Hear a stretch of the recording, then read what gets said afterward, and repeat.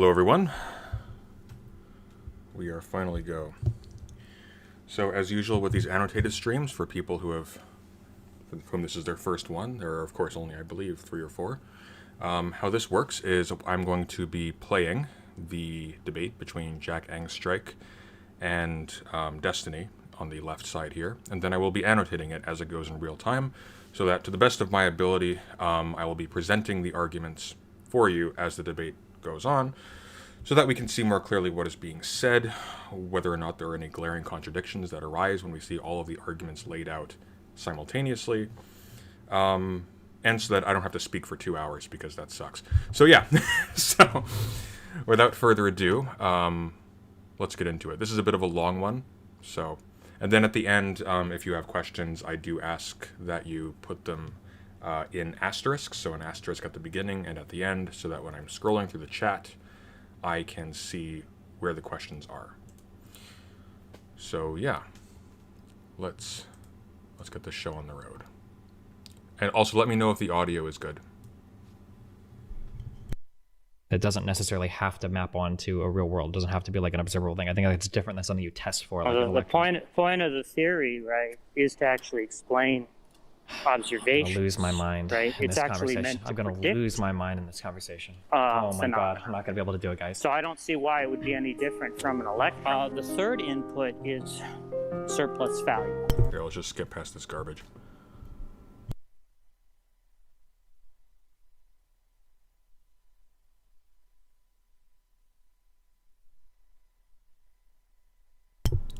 All right, here we go. We're just going to skip past this intro part because this is kind of ridiculous.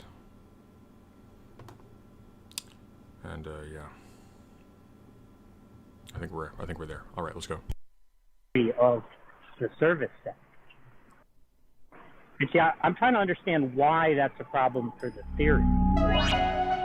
You have been attacking the labor theory of value, and I wanted to see if I could get you to explain exactly what the position is. Yeah, I don't know what the point is. I don't know why you would ever use that form of analysis. So you understand?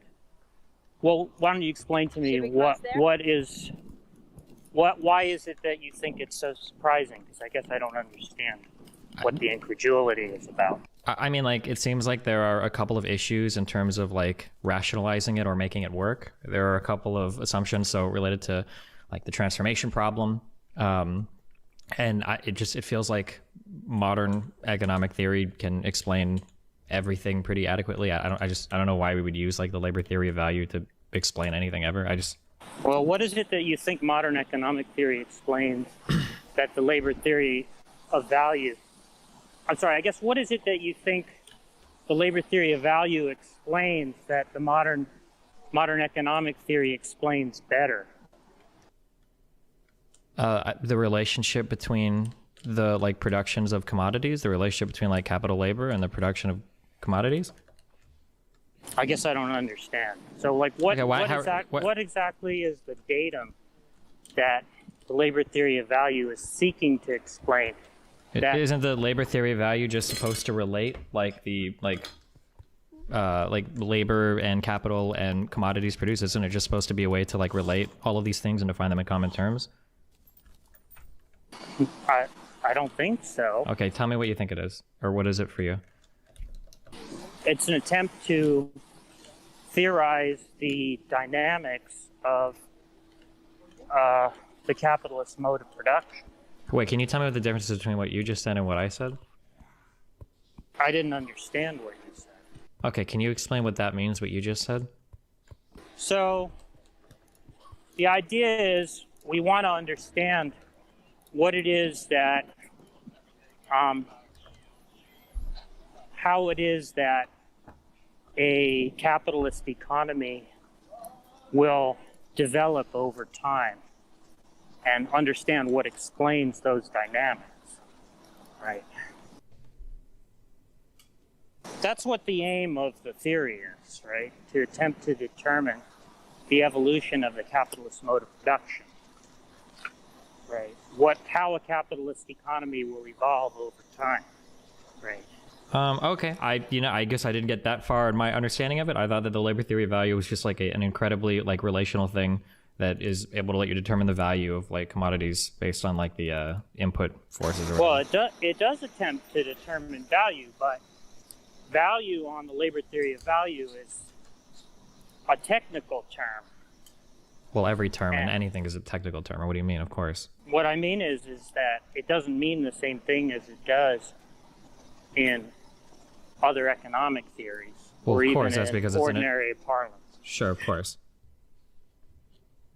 Yeah, and see, so I think that raises an issue about how it is that modern economic theories, Estimated to use your 50 term, Swedish. is able to do what the labor theory of value does better. Well, but what is the point? Yeah, I guess. But like, so my biggest problem with the labor theory of value is, I don't know what value means, and I think that the definition of it is incredibly murky and like very circular. And Well, I can try. Well, wait a minute. Okay, Sure. so I'm not sure why you would say that it's circular. Okay. Can you tell me? Well, I'll just ask a few questions then, and you can try to explain it to me. So, All right. Can you tell me how to figure out the value of a good or service using the labor theory of value, the value of a commodity? Are you asking what on the theory the value is understood to be? Yep. The value of a commodity is understood to be. Mm-hmm. So, value on the labor theory of value Mm-hmm. is it's what's called a theoretical unobservable, right? Do you understand what a theoretical unobservable is? I can guess by what theoretical and unobservable mean. But Well, go I ahead. just mean that's a technical term in philosophy of science, right? It's something that's posited that isn't directly observed, right? But that's posited to explain some phenomena, Okay. right? It's kind of like an electron or something like that, right? Like you don't see an electron, right? But you posit them in a theory in order to I don't know if I would compare an explain electron that's like observations. a testable thing to like just something that we arrive at via pure reason, right? I think that these are two fundamentally different things. What makes you think that value is not testable? Because whatever value is going to be here is probably something that you're going to arrive at through a set of axioms that doesn't necessarily have to map onto a real world. It doesn't have to be like an observable thing. I think it's different than something you test for. Like an The electron. point of the theory, right, is to actually explain I'm observations. gonna lose my mind right? in It's this actually conversation. meant to I'm gonna predict lose my mind in this conversation. Oh my god, phenomena. I'm not gonna be able to do it, guys. So I don't see why it would be any different from an electron. Okay, sure. So I guess like my question there then. So we didn't really define value at all. I understand, but or maybe we can go back to that. But because once we get through your set of definitions, my question is going to be: what does the labor theory value predict that I can't under current economic models? Yeah, He's going to well, say the there's a falling bunch rate of of profits. predictions. Please don't do it. Please don't do falling rate of profits. Please don't say it. He's going to say it. It's the first So thing we he's can gonna go. say. We can talk Please about don't say it, those. please. Yeah, can you So just give me like one prediction? I'm just curious. Like, what is something that like, oh, I have like this economic question, and the labor theory of value gives me a really clear answer, and I can't understand this using like contemporary economics. It's not a question of not being able to understand things, right? What the theory attempts to do is determine the laws of motion of the capitalist mode of production, right? So the idea is, this is what we should. This is how we He's should rambling expect so to see much. It makes me a think it doesn't capitalist economy unfold. have a good answer for over me. time. It's going to be the falling rate of profits. Yeah. So what is like? So on that line of thought, we should be able to get like what is like a prediction that the LBT Yeah, makes. there's probably about close to a dozen. Yeah, can I just want one? I'm just curious, like one. Yeah, so one would be Don't say that it. I was gonna say it. workers will receive in the long run a declining share of the total value product.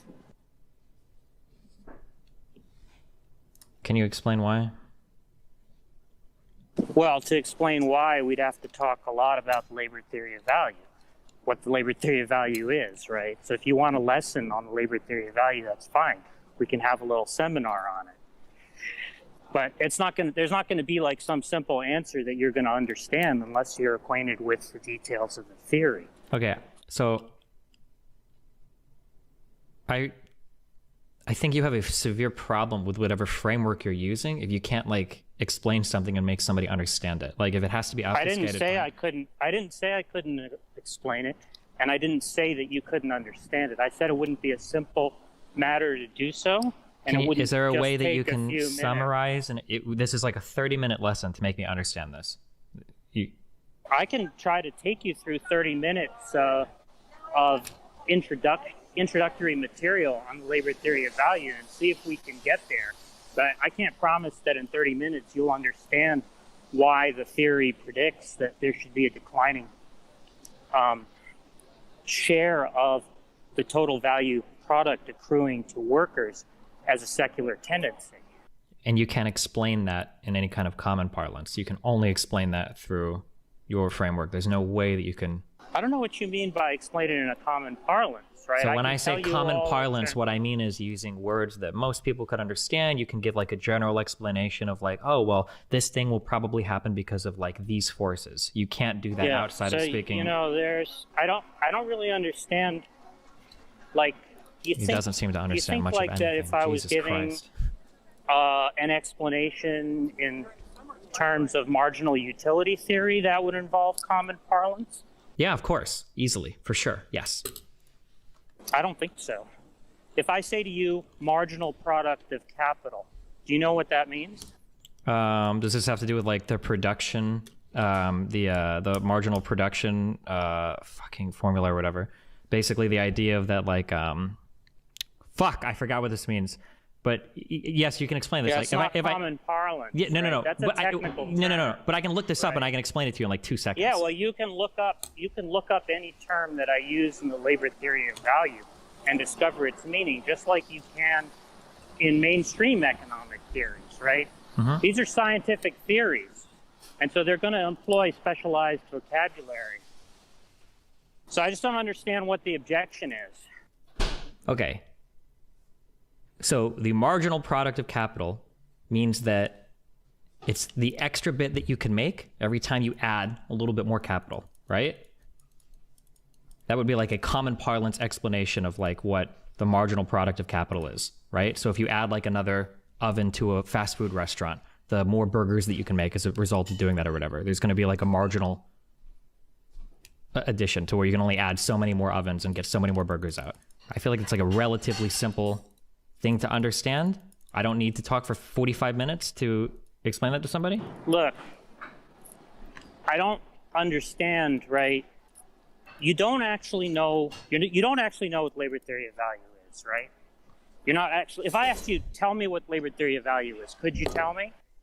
I'd have to go look it up again, but I thought it was basically like capital plus like socially necessary labor equals like whatever commodity you produce or whatever, something like that. No. Well, that's not it. But yeah, I mean, it's not totally, you're not like, it seems like you're sort of like badly reproducing some. Okay, I don't know if you've understood this or not, but correct. you've said absolutely nothing of substance in the past like 15 minutes. Like all you've said over and over again is it's complicated. I can't explain. Like, I feel like this is. I feel like this is a you problem. We need to get clear. Yeah, so we need to get clear on something, right? Go for it. You don't actually know what the theory is, right? You just have some vague idea about it, right? Sure. Okay, so you're not now. So what I'm trying to understand is how are you in a position to evaluate the theory if you don't even know what the theory is? Because right? I've read other people's evaluations on it, and it seems like horseshit. Nobody contemporaneously uses like labor theory of value. I know that there are big problems associated with it. So why would I spend all of my time reading about like, this is exactly what the labor theory of value is when nobody uses it in modern day? Like, there's a million other things that I would study that would be more relevant to understanding economics today than the labor theory of value. Fine if you don't. It's fine if you don't understand it, right? Now, if you think that entitles you to attack it, I don't attack it. I don't sit here and say like, oh, by the way, like here's my Destiny's debunking of the labor theory of value. The problem is that every time I talk to somebody that purports to be a huge supporter of the labor theory of value, whenever I ask them really basic questions like, oh, well, like what's a prediction that the LVT can make that I can't make under like marginalism or marginal utility or whatever? Instead, I get somebody that will babble for 20 minutes saying like, Sure, and then you told me you rambled. No. So what you did was you rambled off a sentence, and then you said you can't explain why without spending. You did. You rambled off something and said you can't explain why without going into an hour of discussion. Yeah. So you seem to think that a scientific theory, right? It's not a scientific. What do you mean by a scientific theory? You don't know what a science is? Is the philosophy of the labor theory of value a scientific theory now? Or I mean, like... Labor theory of value is a scientific theory. Okay. Right? Is that what you're contesting? That I don't know. Not science? Can you tell me how you test the labor theory of value? What is like an experiment we can run on it? Yeah, what you do is you figure out what predictions are derivable from the theory, right? And then you look and see whether those predictions have come true. How do you even make predictions though, when some of your inputs are these like vacuous things like socially necessary labor? Wait, why do you say that that's vacuous? How do you measure it? If you can't tell me how you measure it, by the way, it's vacuous. So this is a pretty important answer, and it's going to need to be more than it's going to take me an hour to explain. How do you measure like what socially necessary labor is? The average quantity of unskilled labor time that it takes to reproduce a commodity. So how do you explain the fact that value seems so inadequately mapped onto price? That there's such huge differences that we would expect to see like similar... Not a theory of prices. Sure, but if value doesn't map onto price ever, what the fuck is value? Why do we care about that variable? What does value mean to us? Right. So the reason why we care about that variable is because what we observe when we look at commodity prices over time is that there's a long-run equilibrium price, right? And so values are actually posited to explain those prices. Okay, this is going to meander for quite a while, so I just wanted to jump in quickly and give my extremely novice understanding of the LTV so that you guys aren't just sitting here listening to waffling for the next 40 minutes with no context whatsoever. So, with the labor theory of value, and it's not just a Marxist concept, obviously, it goes way back. It apparently has precedence in spirit, at least, in antiquity, but generally it's associated with people as... in modern times with people like Adam Smith. Basically, the general idea here is you see, in terms of products that can be made by multiple different producers at a given time within a certain market, you see disparate prices for these different things, but they all seem to kind of orbit around a limited range. And so what the LTV seeks to explain is what anchors these prices.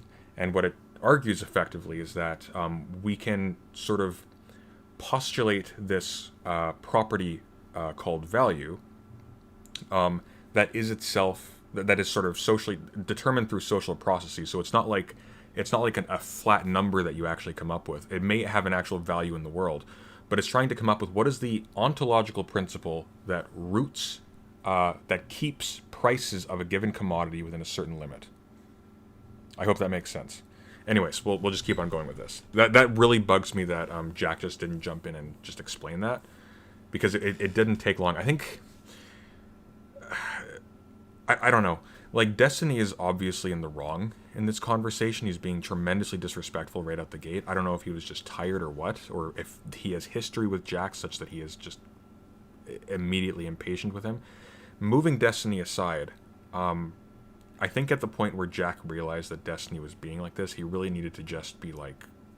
He needed to push as simple an explanation as possible and just say, look, I can't explain this. Here's what I can do. If you take it or leave it. And that had to be it. Anyways, let's keep on going. I hopefully won't have to talk for the rest of this.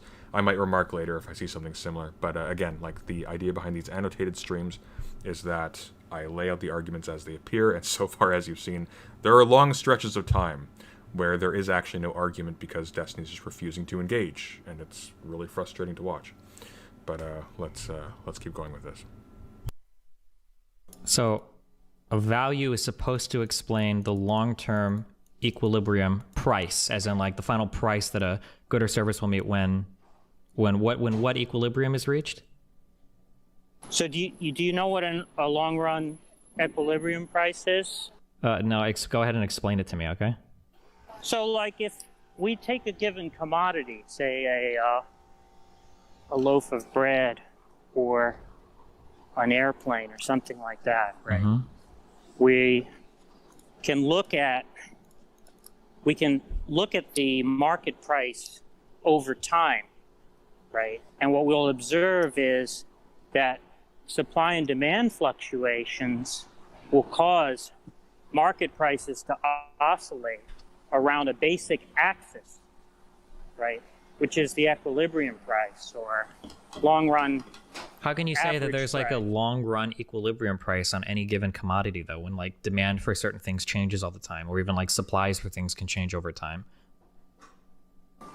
Well, the point is that's something that what the basic idea is going to be that although the prices of bread and airplanes vary depending on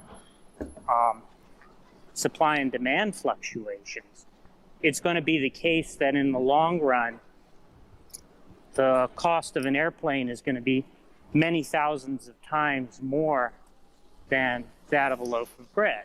We don't know that. That's not necessarily true. I didn't say it was necessarily true, right? That's what's been observed, right? Which is how the labor theory of value got formulated in the first place.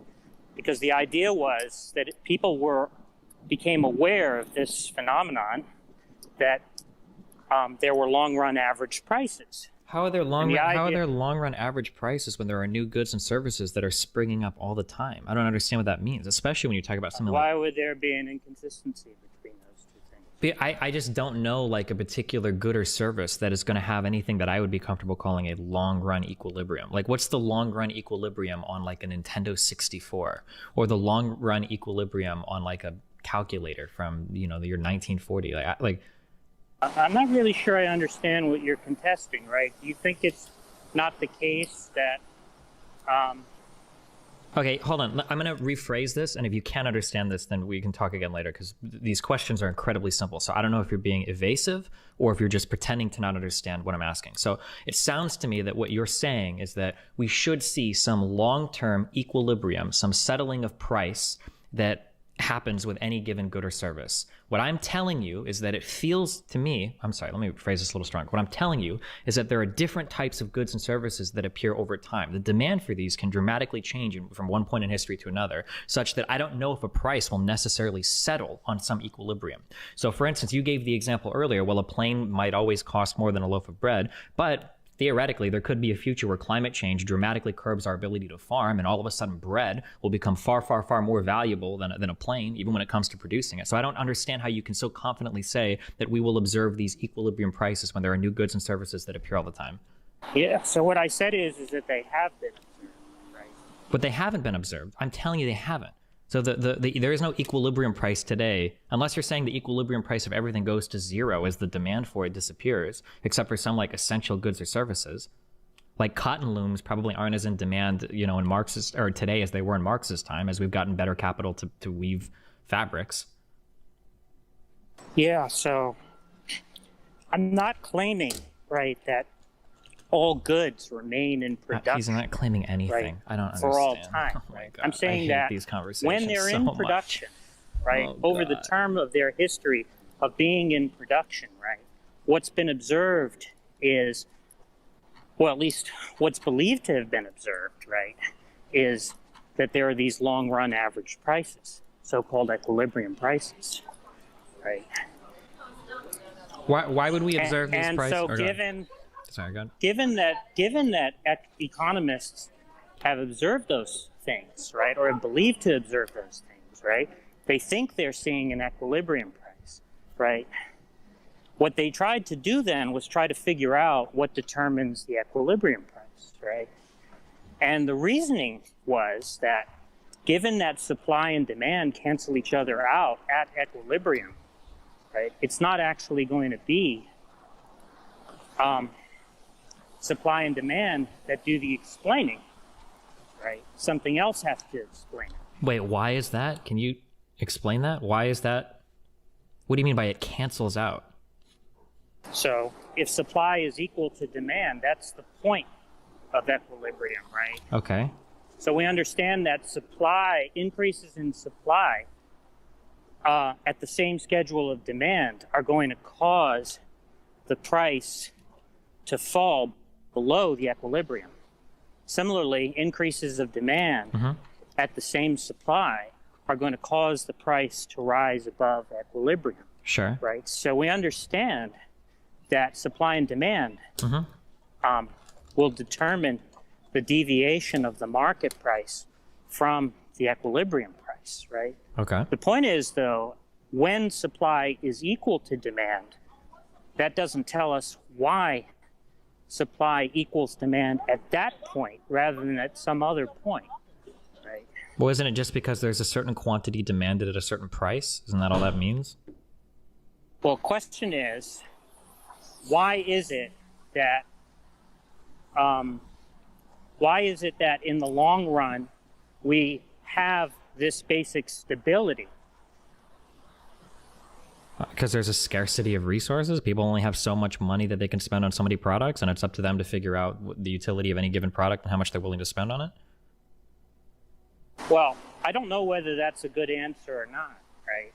You'd have to show me how you can actually provide some kind of like mathematizable model. I'm sure if you talk to somebody in econometrics that there's like a billion different models where people try to figure out like how much money people would be willing to spend on something. That may be the case, right? What I'm saying is that the theorists of the labor theory of value came up with their own theory, right, of equilibrium prices, right? And their theory was that what determined the equilibrium price was quantities of labor, right? Now that idea was refined over time. It became quantities of labor to average quantities of unskilled labor time with some further conditions, right? Now the interesting thing about that is that when you actually have that account in place, that theoretical account in place, you can then generate other predictions of the long run dynamics of capitalist economies. And that's how it is that we can find confirmation and or possible disconfirmation of the theory, like in any other scientific theory, right? I guess I don't know how you figure out like when do you decide in your theory when you've reached like equilibrium pricing, when the value and the price match? Like how do you ever make that declaration? How do you know? I don't think you need to know that. So then what does value represent?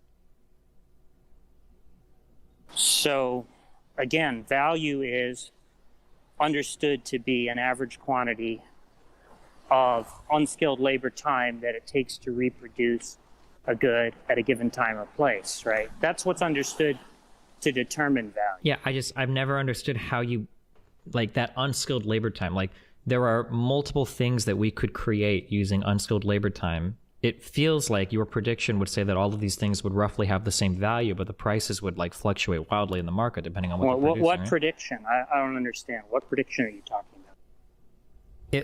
If you're saying that you can take the quantity of labor that goes into a given commodity, then you should be able to determine the value of that commodity. No? Or am I misunderstanding you still? Yeah, what I'm saying is... Wait. Did I misunderstand you, or did what I said make sense? You'll have to repeat it. Okay, let me say this one more time. So it feels like what you're telling me is that if I give you the quantity of socially necessary labor that goes into creating a certain thing, that you should be able to know the value of it, deductively so. Is that true or not?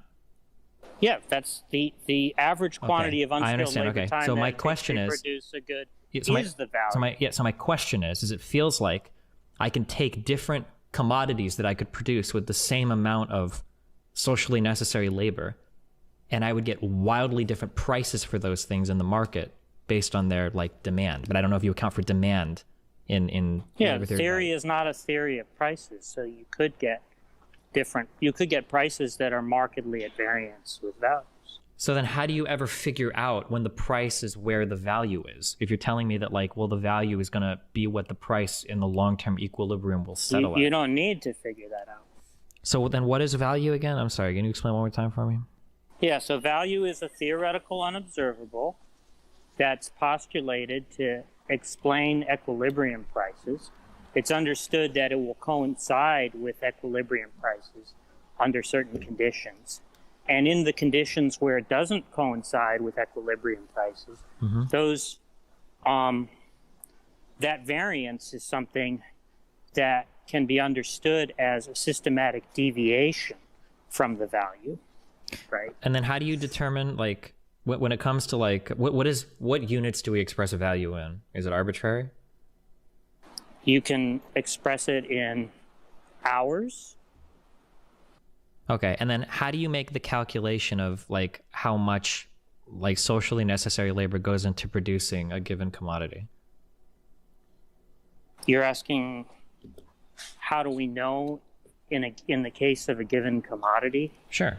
how much socially necessary labor time was expended? You'd have to be able to open the books of all the different firms to know that. Does it take into account things like education or productivity, like access to capital, or? I'm not sure what you're. Okay, so I'm just going to interject here again. I really wish that Jack would be a little bit more, frankly, aggressive about this, because Destiny's fundamentally misunderstanding what a theory is. Well, not what a theory is, but the labor theory of value, again, is an attempt to understand the ontology of price fluctuations and what sort of anchors them to a certain limit, right? It isn't necessary that the theory also actually is able to calculate the values in that theory. And it's not even necessarily the case that the theory must be testable for it to be true, because there are things in the world that are simply inscrutable, ultimately.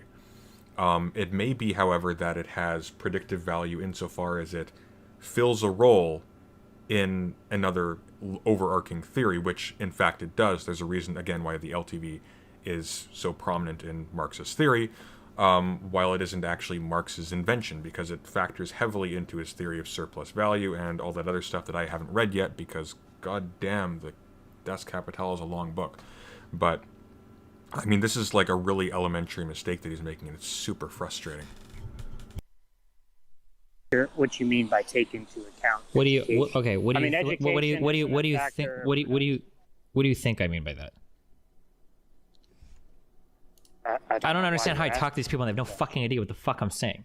Okay, so clearly there's probably, if I were to try to wire a house to an electrical grid, or if I were to try to wire a house's electrical shit up, it would take me a lot longer than an electrician, right? So it seems like that education is probably somewhat relevant to figuring out, like, that socially necessary labor number, right? No? Am I wrong? Or? So you're talking about how degrees of skill can be understood as varying in some way that's correlated with degrees of education? Yes, that, and then the access to capital as well. So, for instance, good construction. But I'm not seeing why the education has to be appealed to if what we're concerned with is the average degree of skill when it comes to a certain. Well, because the average degree of concrete skill labor. might be far different from one worker to the next, right? So, if you say Yeah, that, so we're talking about an average. okay, but I don't know if an average. The average seems quite meaningless here, I guess. So there's an average quantity of labor time that it takes to produce a certain good. Does that seem meaningless? Yes. Why does it seem meaningless if there's an average quantity of labor time that it takes to produce a certain good? I don't get it. Because if we're given a set of data and we've got values that kind of gather around two different points, a high and a low point, an average here is literally worthless, right? We wouldn't take an average here because it would be misleading in terms of the data. So if we had a group, I don't get it. So you've got. Wait, hold on. you've What got don't you a get? number- Wait. I'll Hold on. explain it to Wait. you. No. I'll Let me. No. explain to you Hold how on. Wait. it's Let me. Okay, I'm just going to read this out of Capital just so we can have like a clear idea of what's actually being discussed here. So Marx is actually fairly clear about what's under discussion here, and it's really frustrating. Destiny is, of course, being extremely disrespectful and obnoxious and just is not really honestly trying to engage. But Jack's also just not being aggressive enough in putting forward his explanations. He's allowing himself simply to react. It's like, no, the theory doesn't do that. No, it doesn't do that either. And it's like, he's right, but I mean, from the perspective of somebody who hasn't invested any time understanding this, it just sounds like dodging. Anyways, quoting from, well, I guess there's no notations, no notes on this, but page 129 of the Penguin edition of Capital, Volume 1, on the commodity. Quote, "It might seem that if the value of a commodity is determined by the quantity of labor expended to produce it, it would be the more valuable, the more unskillful and lazy the worker who produced it, because he would need more time to complete the article. However, the labor that forms the substance of value is equal human labor, the expenditure of identical human labor power." The total labor power of society, which is manifested in the values of the world of commodities, counts here as one homogeneous mass of human labor power, although composed of innumerable individual units of labor power. Each of these units is the same as any other, to the extent that it has the character of a socially average unit of labor power and acts as such, i.e., only needs, in order to produce a commodity, the labor time which is necessary on an average, or in other words, is socially necessary. Socially necessary labor time is the labor time required to produce any use value, and I believe you can actually equivocate between use value and commodity. Any use, right. Sorry, as use value is commodities. Yeah, use value means commodity. To produce any, socially necessary labor time is the labor time required to produce any use value, any commodity, under the conditions of production normal for a given society, and with the average degree of skill and intensity of labor prevalent in that society. The introduction of power looms into England, for example, this is important, reduced by 1/2 the labor required to convert a given quantity of yarn into woven fabric. In order to do this, the English handloom weaver, in fact, needed the same amount of labor time as before, so this is using previous technology, but the product of his individual hour of labor now only represented half an hour of social labor, and consequently fell to 1/2 its former value. So crucially, what you need to understand about this is that this is not an empirical argument at all.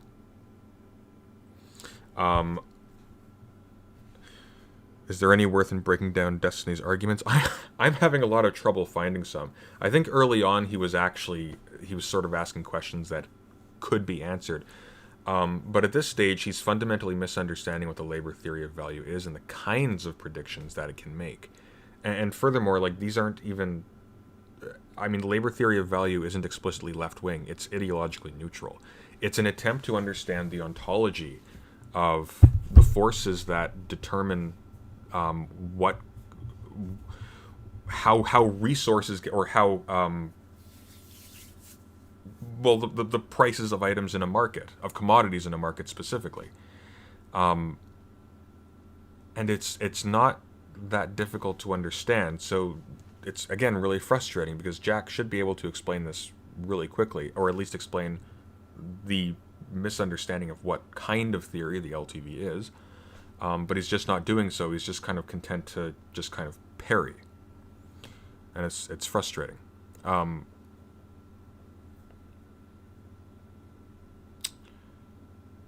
Yeah.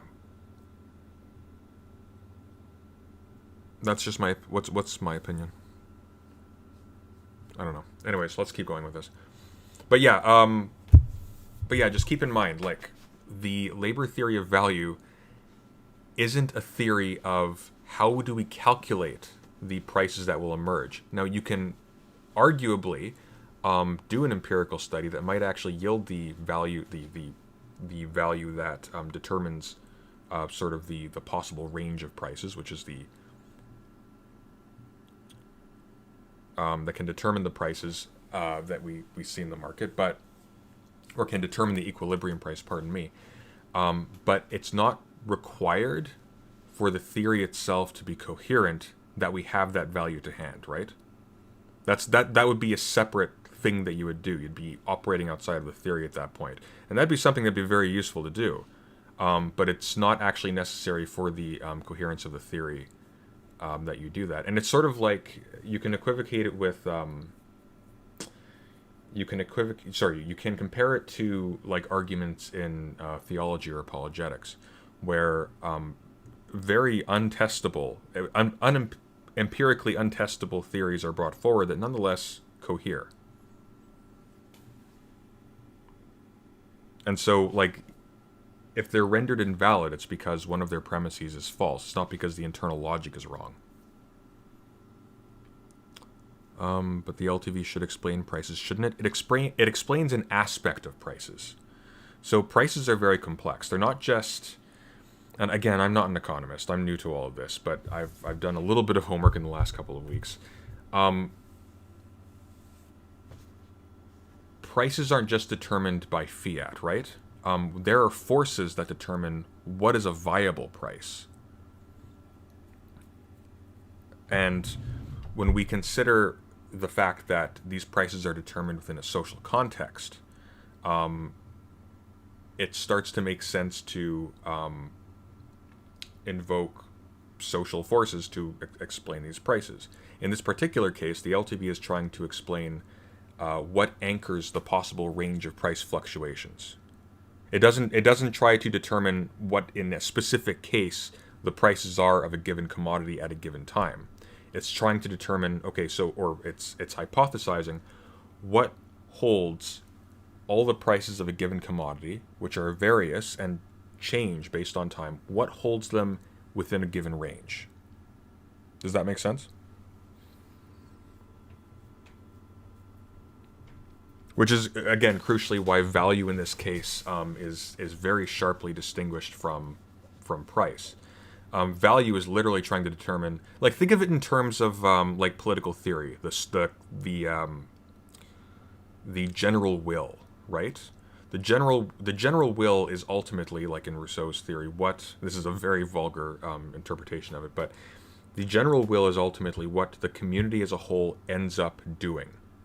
Not just what it wants to do, not just what it votes to do, but not just what a person in power proclaims as a goal of his platform or of her platform, but literally just what does the community ultimately will itself to do. And you wouldn't determine this, I mean, you could determine this empirically, but if you were trying to if you're trying to characterize the force that actually results in that, in terms of talking about it as a community, I'm feeling this is a bad example, but again, like, the general idea is that this is trying to explain the ontology of an economic phenomenon. It's not trying to calculate specific values. The labor theory of value simply postulates the principle of value as a hypothetical anchoring for these disparate prices of a commodity, or for the range of prices of a commodity. I'll have a better explication of that in the near future when I've sorted it out myself. But yeah, you're trash talk about Destiny. I'm not trash talking Destiny. It's just being extremely disrespectful. Like, he's literally, like, muting his microphone and talking to his chat, mocking a guy who's trying really hard to just explain something to him politely, and it's just a nasty thing to do. Let me just explain what I just said. You keep saying I don't get it. Like, I don't understand what world you exist in, okay? So what I'm telling you is that if I give you a set of data, okay, and that set has 5 1s and 5 10s, and you say, oh, well, the average is like 5.5, so that's a good representation of that data. We both know, or I hope you know, that's not a good representation of that data. The average there is misleading. That's what I'm saying. I don't know what the norm is that you're appealing to. What do But you I'll mean? just This is a explain- stats 101. I'll Hold on. just Do you need explain- Do you need me to explain what I just said about, like, why averages are It's inadequate? not really sometimes? relevant, right? I'll just tell you what it is, since you're claiming not to understand it, right? So let's say there's a specific good, right? Let's say it's a chair, right? Let's say there are 100 different firms that produce that chair, right? There's going to be varying He's amounts like getting off to this of labor conversation. time expended across the different firms producing those chairs, right?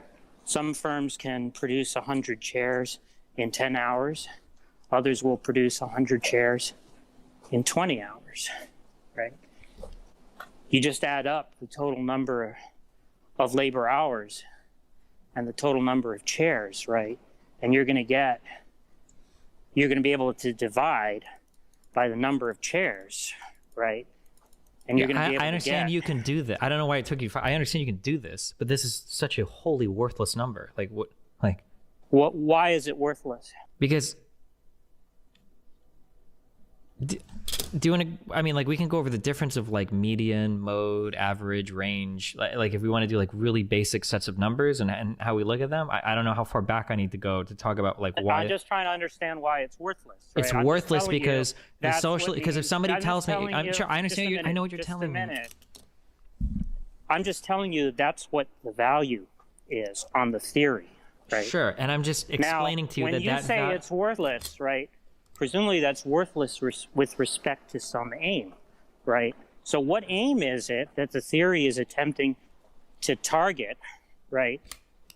But that is worthless with respect to. I don't understand what socially necessary labor means. I guess I don't know what that value means or why we care about it, other than the fact that I just told you what it meant, right? It means average quantity of unskilled labor time that it takes to reproduce a good at a given time or place. And that average right? quantity could be an average of ones and 100s, and it might average out to 50, but that's what it is. I don't see what difference any of that makes. I understand right? you don't see. I'm just Okay. telling you. What's the next point? I'm just telling you that's what is understood to be what determines value Sure. on the theory, right? Sure.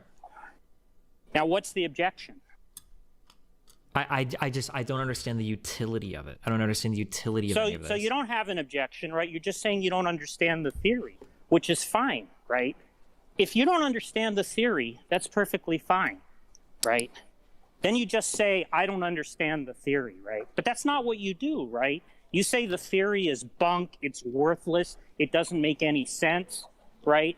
Why not It might just make say, it "I might don't make it might understand"? make Just a- perfect just a sense. The second, theory just a might second, make perfect just a sense. The second. theory might Please make wait- perfect please sense. wait I'm not till saying I'm that your finished. theory doesn't make Please sense. wait I'm till not I'm saying that your finished theory talking. doesn't make sense. Okay. It might make Okay, perfect great. sense, okay? Great. All I'm saying So is I don't know what the you don't utility of the have- theory you is. That's don't it. have- I told you what the utility of the theory is. The utility right? is that it The predicts a utility- variable that only that theory talks about. Who cares?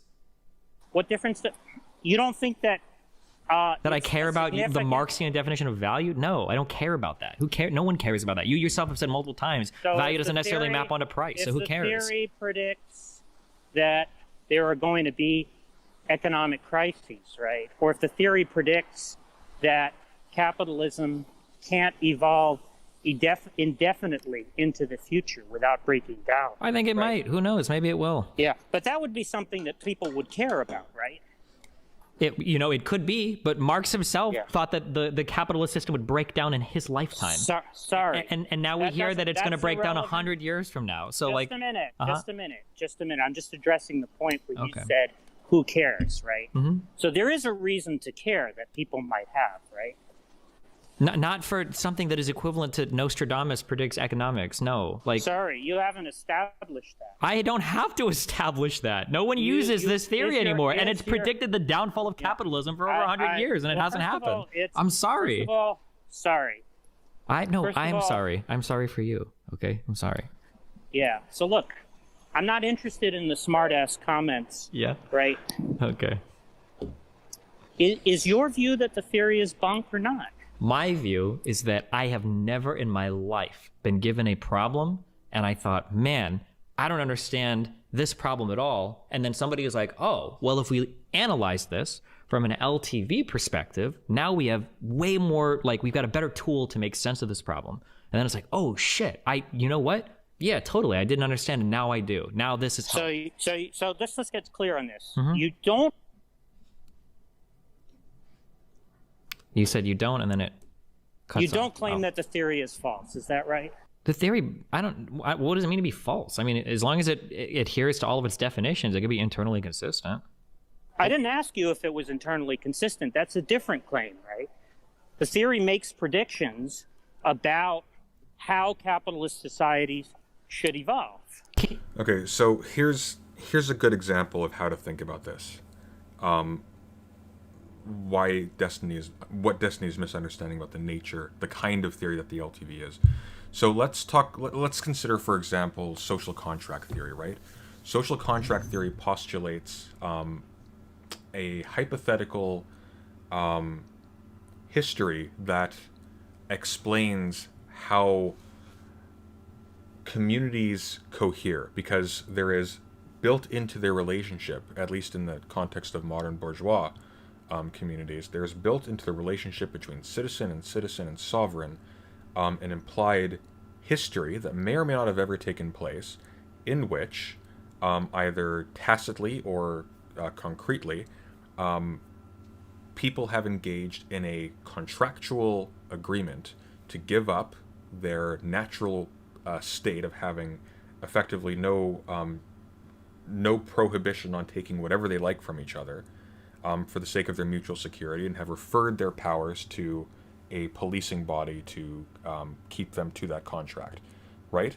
Now that theory, and it's not clear to me that it holds even of modern communities, but that theory doesn't rise or fall in its capacity to correctly explain the specific history of a specific state and how that state came together.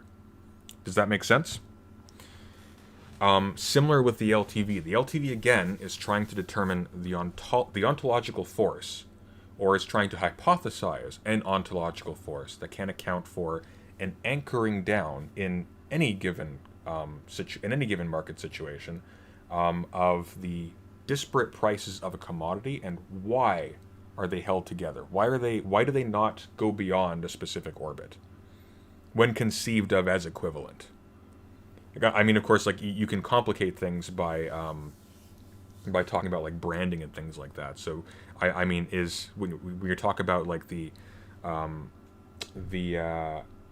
equilibrium price of cola, you're not talking about the equilibrium price of Coca-Cola, if that makes sense, because Coca-Cola, so conceived, is something that somebody has monopoly over, that Coca-Cola Corporation has a monopoly over, and of course you can't find an average between 1 point.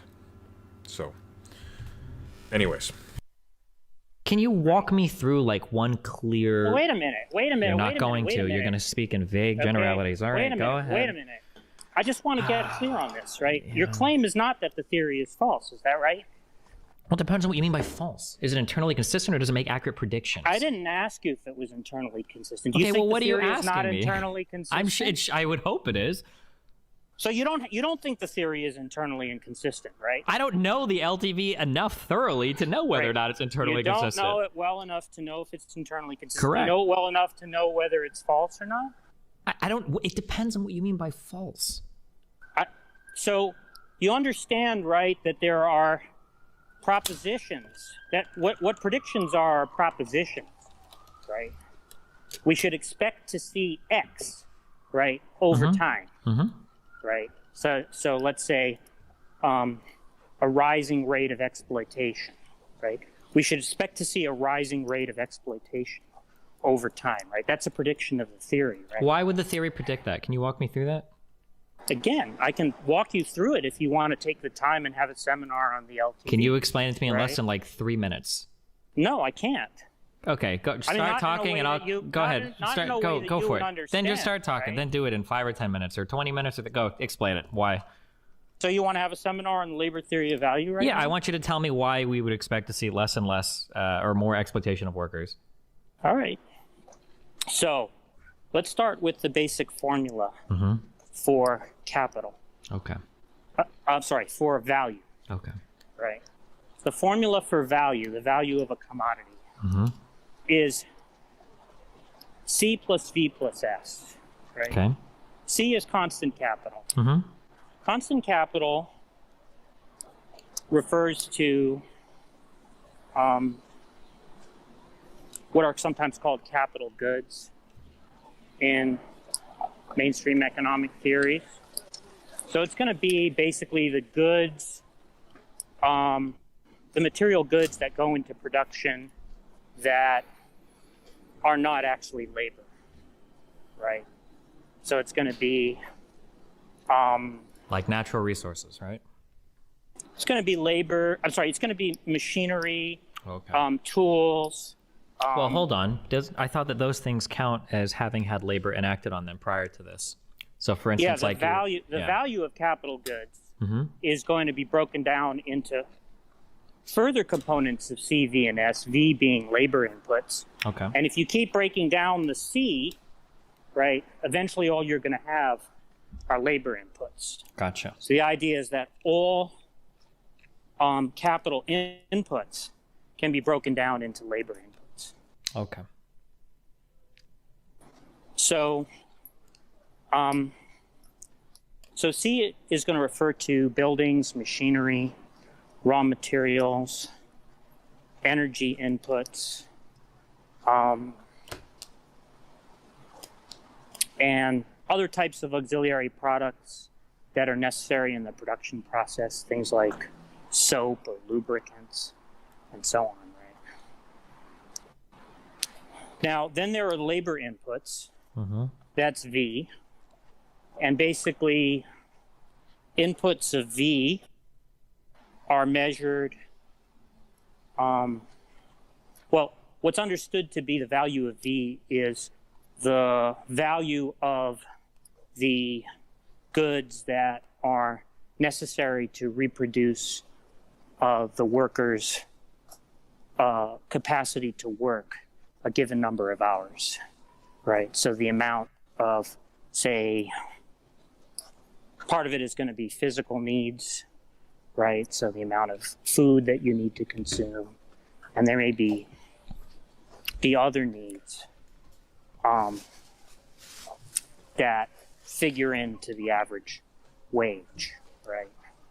And that's going to be the value of the, that's going to determine the value of the labor power of the worker, right? So V represents the quantity of the labor power of the workers employed in production of a given good. Now, the third input is surplus value. Surplus value is a differential between the total amount of value produced by the worker within, let's say, a work day, and the value of the worker's labor power. So if you take the total value the worker produces and you subtract from that the value of the worker's labor power, which is essentially the average wage, you get surplus value, right? Now, if you add that up, C plus V plus S, right, you'll get the value of the commodity. That's the formula for value, right? Gotcha. Okay. Okay. So we got to value. All right. Can I just, okay, just to make sure that I understand this. So we have, it was C plus V plus what equals the commodity? S, surplus value.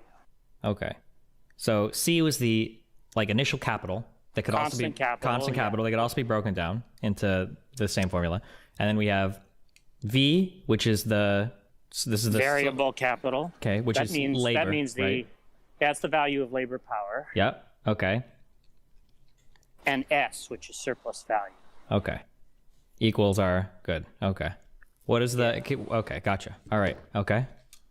Now, how is it that from this we can develop a theory of the dynamics of capitalist production, right? Mm-hmm. Well, we need to understand that that profit has its origin in surplus value, right? So the idea is that C and V represent the initial capital outlay of the capitalist, right?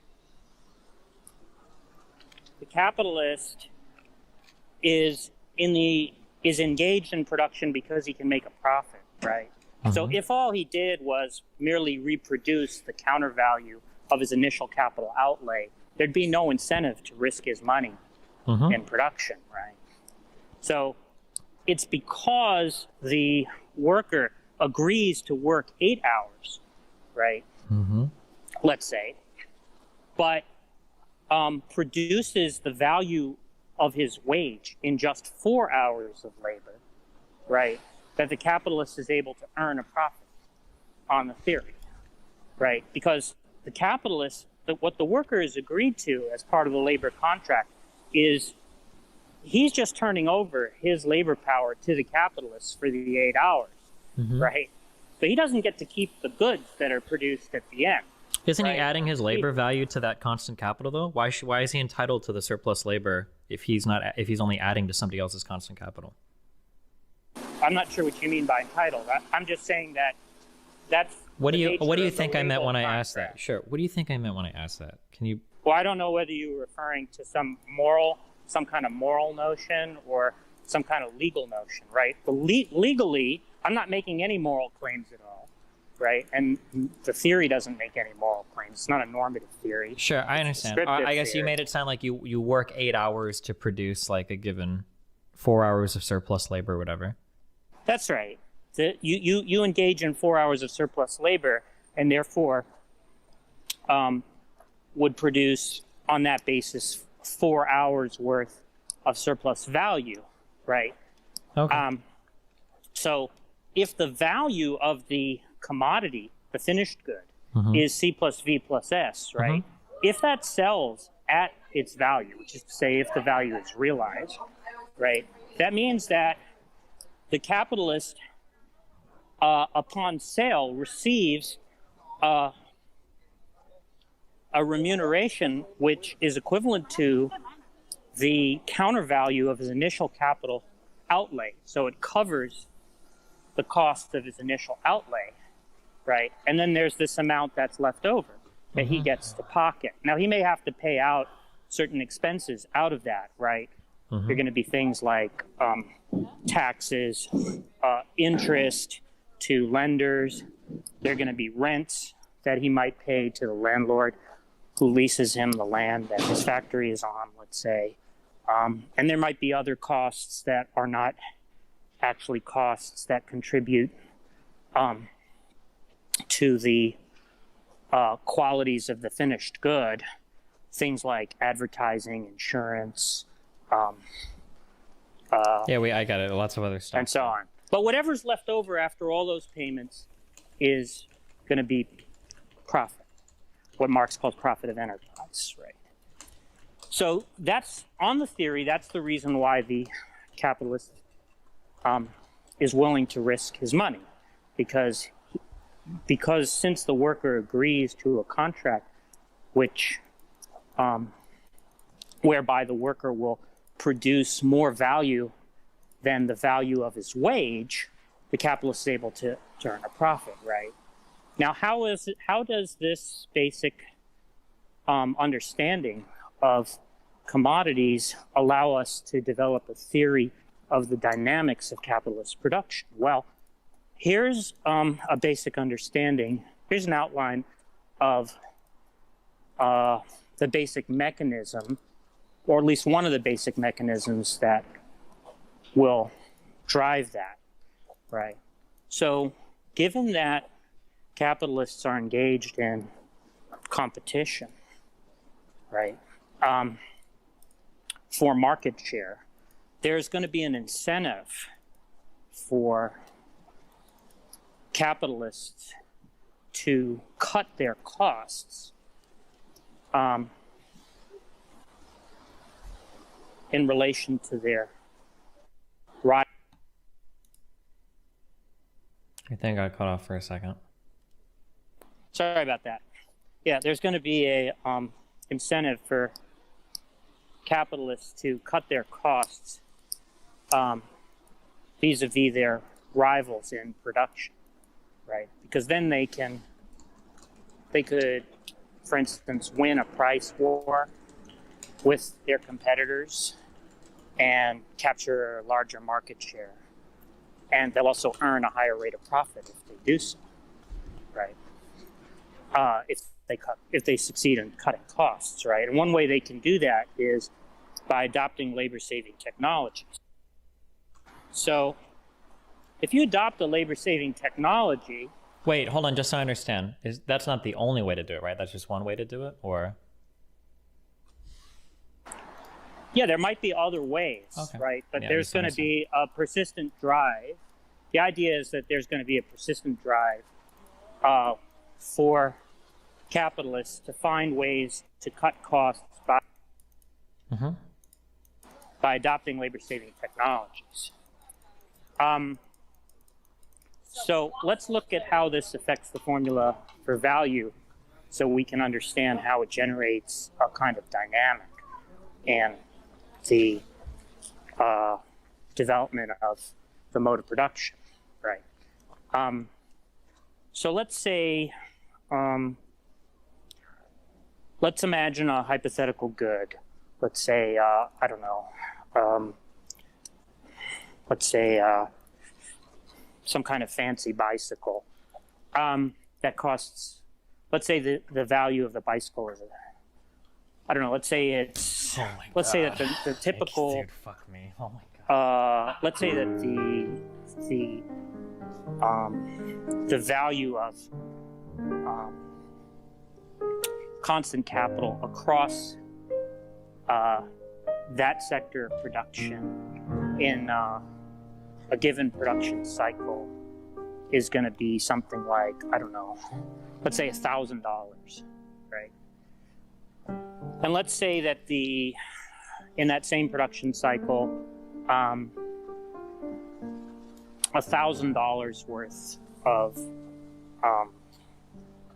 variable capital is employed. So the cost of labor, the average cost of labor in that sector of production in that production cycle will be $1,000. And let's say that the rate of surplus value is 100%, right? So that means for every dollar that is employed in hiring workers, an additional dollar will be generated in production of surplus value, right? And so that means, so if the rate of surplus value is 100%, that means that if the variable capital is $1,000, rate of surplus value will be $1,000, right? Now, There must be a quicker way to speak. I can't. that means This, that right? There has to be. formula We're C like plus V plus S will be 1,000 3 plus sentences 1,000 plus into the wiki 1,000. right now, So okay? the We could have read the quantity of whole value wiki of the finished product on labor theory value. with that initial outlay Oh my will God. be $3,000, right? Now, the rate of profit, the formula for the rate of profit is S over C plus V. So a rate of profit is going to be 1,000 over 2,000. So you're going to have a very high rate of profit of 50% on your total capital outlay. Right? Now, let's imagine that a capitalist decides to adopt a labor-saving technology in order to cut his production costs. So let's say he employs an additional $200 worth of constant capital relative to his competitors, right? Let's imagine he's the only person. Let's imagine he's the first person to do this. So nobody else in that sector of production has adopted Sure. this Can we new just to technology. fast forward a little bit? So the idea is that he's going to employ some cost-saving capital. He's going to add to his constant right. capital, right? And then other people are going to be driven to compete. They're going to add their own cost-saving capital. And given that we use this formula to predict the future value, we expect to see that the compensation for the labor is going to decrease as that second variable gets smaller and smaller as time goes on, right? That's right. Okay. Yeah. So wouldn't this only hold true for one given commodity? Couldn't we envision that additionally, like newly created goods and services happen over time, and then you start that formula over and over again? Is there any reason to think that we wouldn't be creating new goods and services constantly in the future? Well, theory isn't. It's not no part of the theory to. The theory doesn't like predict that there can't be new goods and services. Right? Okay, so what it's saying is that this dynamic. This is baffling. So again, the labor theory of value attempts to explain why there is a given range for the different prices of a given commodity, not between different commodities. So this is just kind of nonsense. He's not actually talking about the same thing anymore. Dynamic is going to be found in every sector of production. Yeah, I understand that, but so my initial question that I think we're on our way to. Or sorry, more accurately, for a given use value. So there is a way to relate under the LTV the prices of different commodities or the equilibrium prices of different commodities. But that's not what Jack's discussing here, so it's a little bit baffling. Is what does the LVT predict? What is a good prediction from this that this model helps us for? And I think that right now we're on our way to explaining how owners, capitalists, will constantly minimize the costs of labor. They will decrease that second variable, and over time we would expect to see workers' exploitation increase. But my question is doesn't this? It seems like a central part of this, and explaining how this LVT formula works here, is this formula is relative to a particular commodity. That as a new commodity is created, a lot of these numbers are probably going to reset. So if we employ some cost-saving capital initially, that cost-saving capital, that first variable, is not going to necessarily hold true for the next commodity that's created. We might need a whole new form of capital investment at that point. And then if we can break that cycle, and now you can agree or disagree that that's possible, I would argue that we can, that new capital will be required for new jobs in the future. If that's the case, then can't we argue that we're always going to be in this constant back and forth, and you won't see this rate of wage compensation falling into the future because we can constantly create new goods and services? I'm not really. He's going to say, "I don't how understand." Creating new goods and services is supposed to alter the fact that there's going to be a tendency for the rate of profit to decline. Sure, but my argument is that the tendency of the rate of profit to decline is only bad if we think that this is like approaching zero, or if we think it's going to decrease continuously over time and get smaller and smaller and smaller.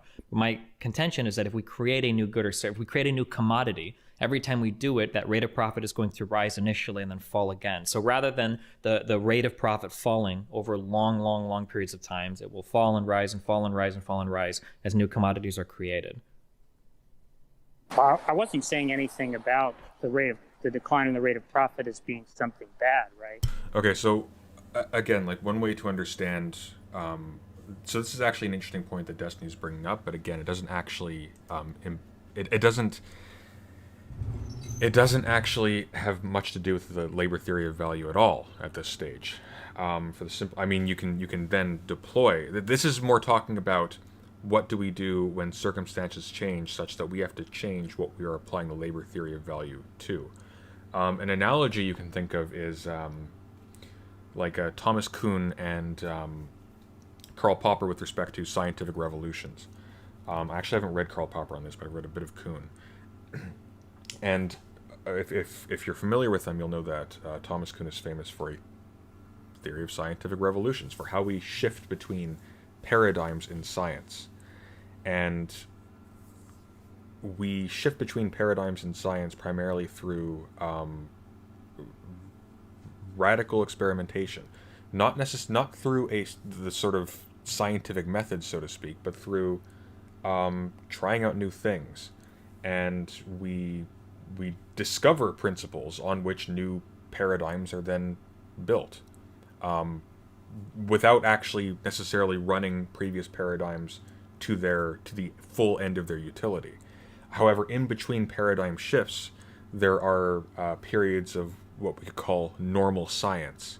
So similarly, you can apply the labor theory of value to explain the dynamics of a given normal situation in which you have a single commodity and this process going on around the production of that single commodity. And then if indeed like some new commodity invalidates that whole sphere and changes the map so that it doesn't actually make sense anymore to apply the labor theory of value as if that normal situation is continuing, that would not be a failure of the theory. That would simply mean that one of the premises on which the theory rests is no longer instantiated in the world, such that, that the events in question aren't accommodated by the premises of the labor theory of value, so you would not be using it to explain that shift. You could, however, use it to explain dynamics once another normal situation has begun to occur. If that makes sense. But I was trying to do. No, I'm not saying asking, it's bad. I'm saying that it sounds like that as that happens over time, we're going to say that workers are continuously exploited. What I'm saying is that if a new commodity is created, then that exploitation counter is going to kind of like reset, that all the variables, that constant capital and all that is going to reset because now we have a new commodity that we're working with. You mean that if another commodity becomes obsolete? Yes. Is that the idea? Yeah. Well, the theory isn't saying that there aren't going to be commodities that become obsolete, right? But if we're constantly creating new commodities, doesn't that mean then that we're not worried about a future potential where workers are increasingly exploited? That it might just be the case that as new commodities are created, the level of exploitation remains roughly the same over time? Well, again, I wasn't trying to raise any kind of worry, right? I was merely trying to... I'm not talking about... Okay, I'm not trying to ascribe any moral claims. I'm not trying to make it this normative, as you said. I'm not trying to do that. Okay, I asked you initially, what is a prediction that the labor theory of value makes that is like something novel or something that I couldn't understand under my current way of understanding economics? And now you're talking to me about all the factors that go into the LVT formula, and you're saying, well, one prediction... Now, if I'm misquoting you, feel free to correct me, okay? But what you said earlier, or what I heard earlier, was one prediction is that as time goes on, the labor is going to be increasingly exploited, that exploitation is going to increase. And the way that you're beginning to demonstrate this to me is the addition of more and more constant capital, that first variable, is going to cause a decrease in that second variable. And what I'm challenging that with is I'm saying that that constant capital increase may decrease variable 2, but that only holds true for one given commodity. That as commodities become obsolete and new commodities form and new constant capital is required, the compensation to that second variable is maybe remains roughly constant over time. It doesn't decrease as time goes on. I'm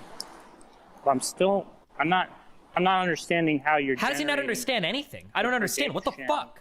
That we should expect to see the what's called the composition of capital, right, to remain the same or something like that.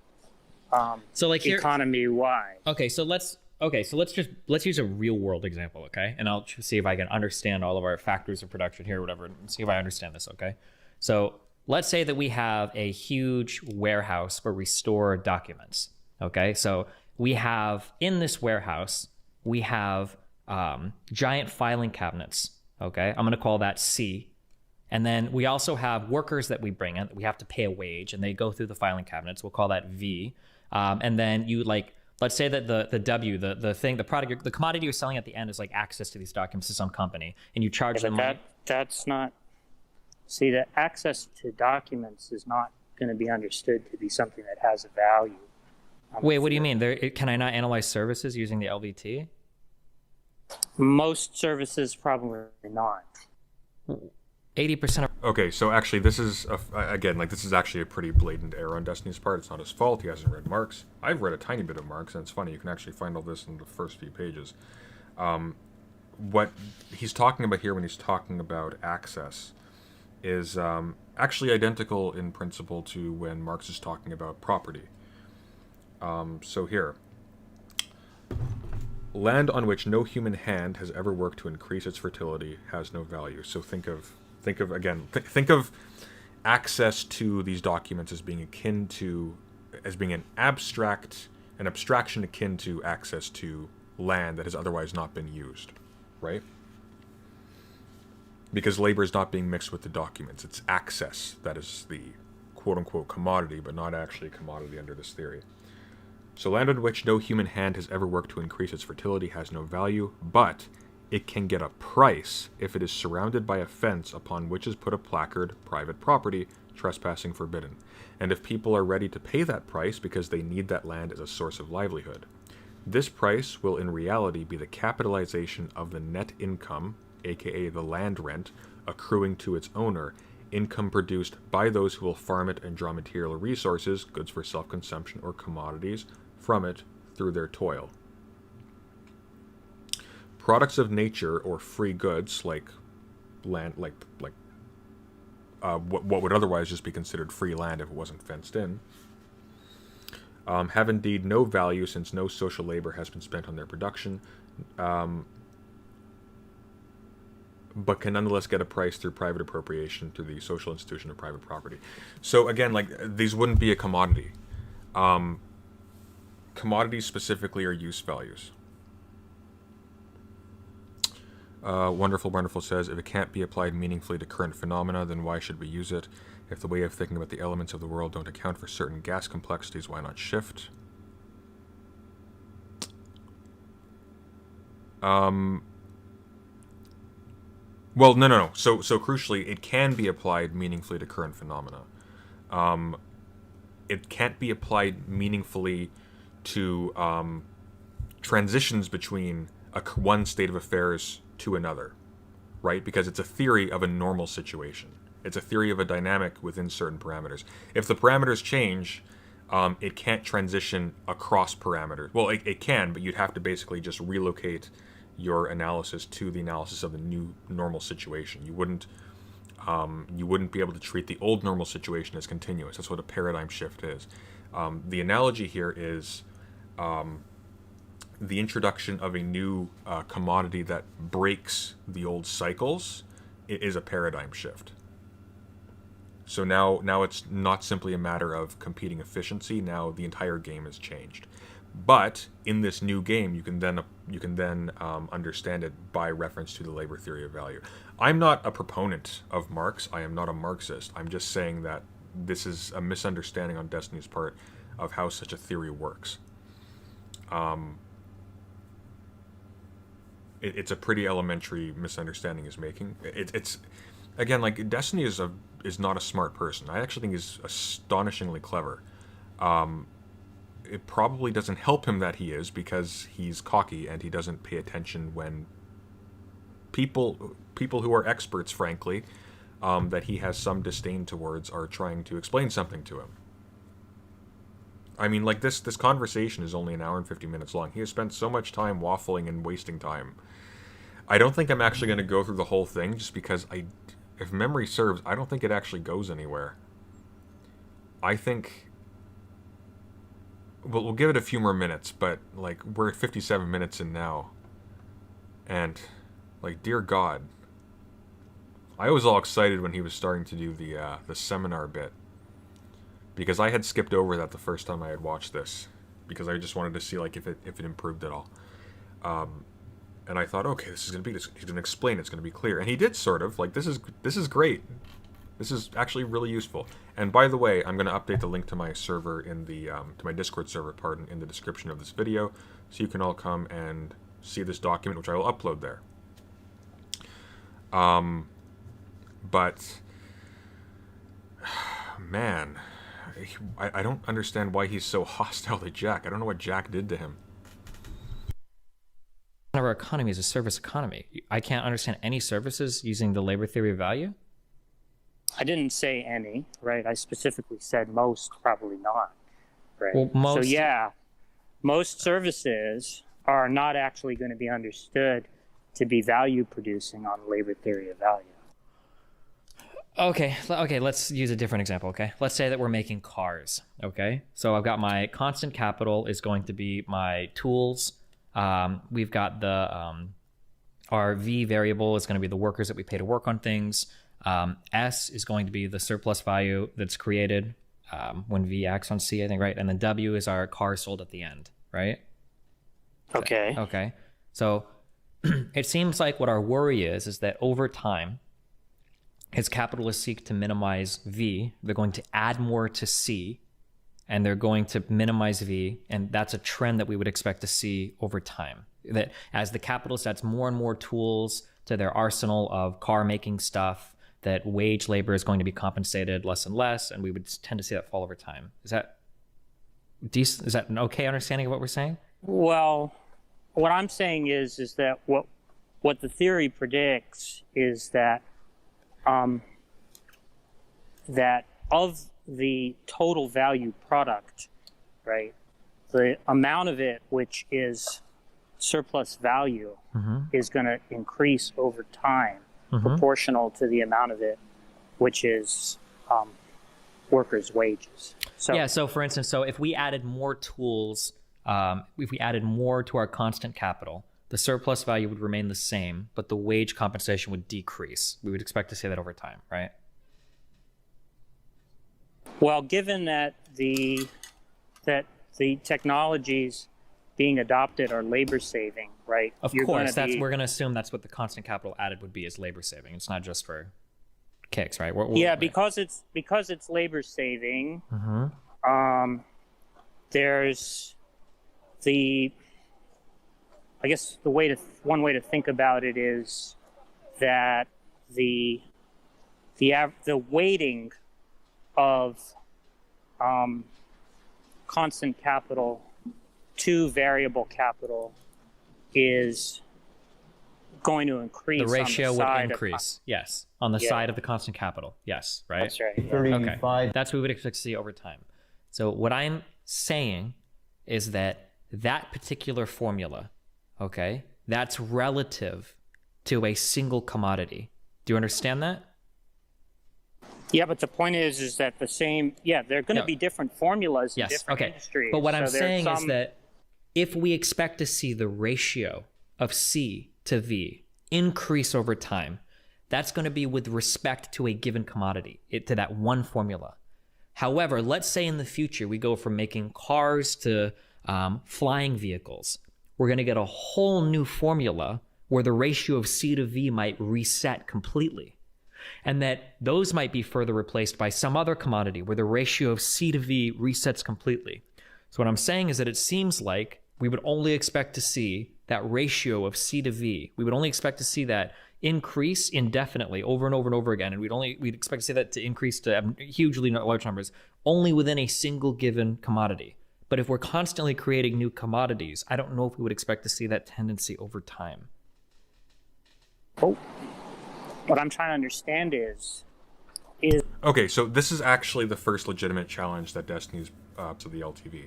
So as we've gone over, the LTV applies specifically to a normal situation. But if we have such a frequent rate, if we have a certain frequency in the rate of paradigm shifts, well, maybe we never really have a normal situation for it to be useful to measure. Now, I don't think that's, I think that's sort of assuming that, well, I mean, I think we can empirically determine that that's not really the case. It may be the case that paradigms have a very short lifespan, but you can adjust the resolution of the theory then, could you not?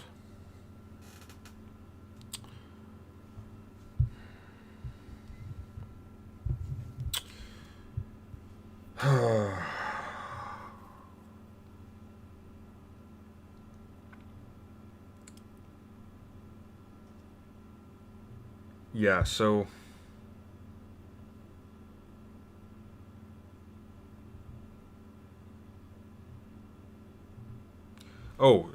calling I didn't call Destiny not smart. In terms of Destiny is by and large as smart as he thinks he is. I think what he has is a serious attitude problem. And this is a little bit of it might just be because, like, bluntly, I mean, he has an attitude problem. What is the actual cost to him of this problem? It's really nothing. He still remains wealthy. I mean, he has lost his Twitch partnership and things like that. But, like, he can, by and large, at least for now, afford to be like this when he wants to. So, I mean, stupid at all. That's what's frustrating about this, because this conversation could and he more than has the capacity to do it. It's just he doesn't have any incentive, aware of any incentive to.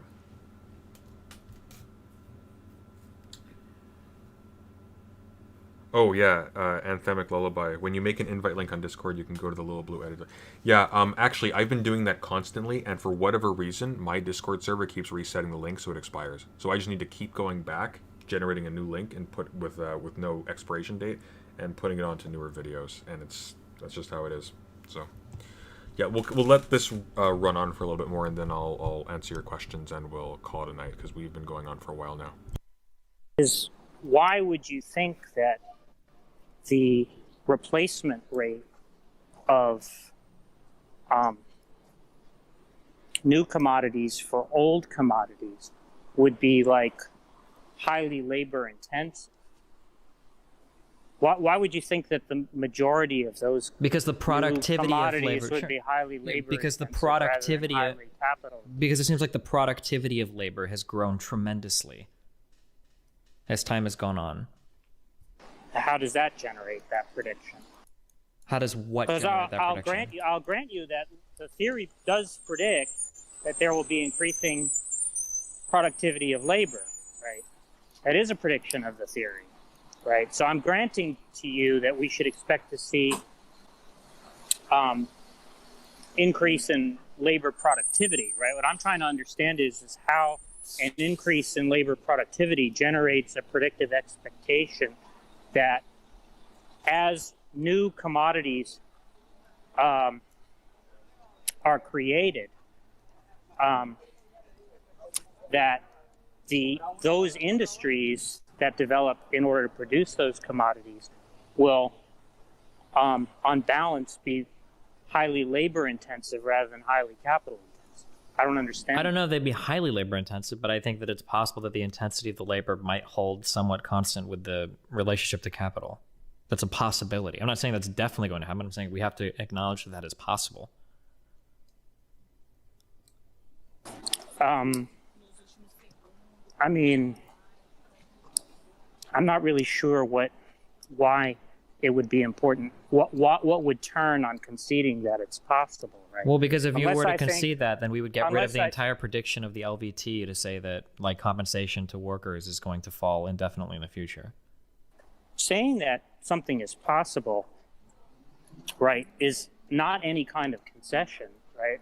What would be a concession would be that it was likely, because then what's expected on the theory, then it would just not be the case that what's said to be expected on the theory is in fact expected on the theory. So at what point then, if for our highly predictive model, I guess, at what point then do we expect to see the compensation of wages to workers fall to approaching zero or some unsustainable level?